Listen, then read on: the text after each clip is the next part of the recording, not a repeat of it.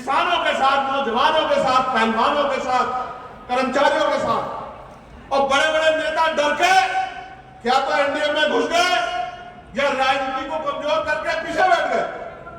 अगर कोई था जिसको जान की परवाह नहीं थी, जिसको अपने मान की परवाह नहीं थी, जिसको अपने बच्चों की परवाह नहीं थी, जिसको अपने परिवार की परवाह नहीं थी, जिसको परवाह थी तो भारतीय संविधान की, जिस संगठन के नाम के पीछे लिखा जाता था कि भीम आर्मी संविधान का रक्षा दल है, अगर एकमात्र उम्मीद कोई थी तो वो भीम आर्मी भारत एकता मिशन थी, इसके अलावा कोई नहीं।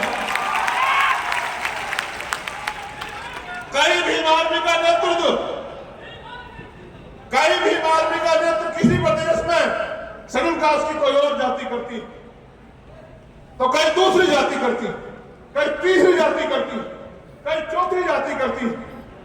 यह एक ऐसा संगठन है जिसके अंदर सामाजिक न्याय है। कहीं इसकी रखवाली इसका नेता पासवान समाज का व्यक्ति है, कहीं इसका नेता वाल्मीकि समाज का व्यक्ति है, कहीं इसका नेता पासी समाज का व्यक्ति है, कहीं इसका नेता चमार समाज का व्यक्ति, कहीं इसका नेता महार समाज का व्यक्ति। ये बात मैं क्यों बता रहा हूं? जहां जहां संघर्ष करने की योग्यता पैदा हुई है वहां भीम आर्मी ने नेतृत्व देने का काम किया, बड़े बड़े संगठन में नेतृत्व देने का काम।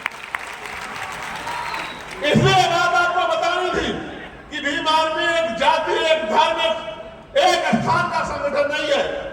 भीम आर्मी भारत के 140 करोड़ लोगों में जो संविधान को मानने वाले लोग हैं, उनका अपना संगठन है, उनकी अपनी शक्ति है, उनकी अपनी ताकत है।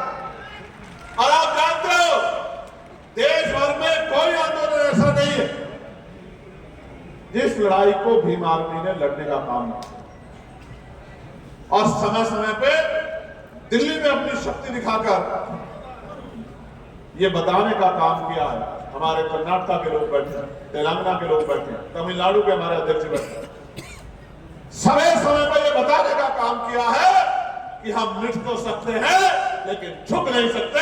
ये शक्ति पैदा की है। प्यारे साथियों, ये आपके सामने जो बोल रहा है चंद्रशेखर, अगर इसको राष्ट्रीय अंतर्राष्ट्रीय पहचान अगर किसने दी है तो भीम आर्मी भारत एकता मिशन है। टाइम्स मैगजीन में अगर इसका नाम छपा है, आपके छोटे से कार्यकर्ता का दुनिया के 100 उभरते नेताओं में अगर किसी कार्यकर्ता के भीम आर्मी के नाम छपा है तो भीम आर्मी की देन।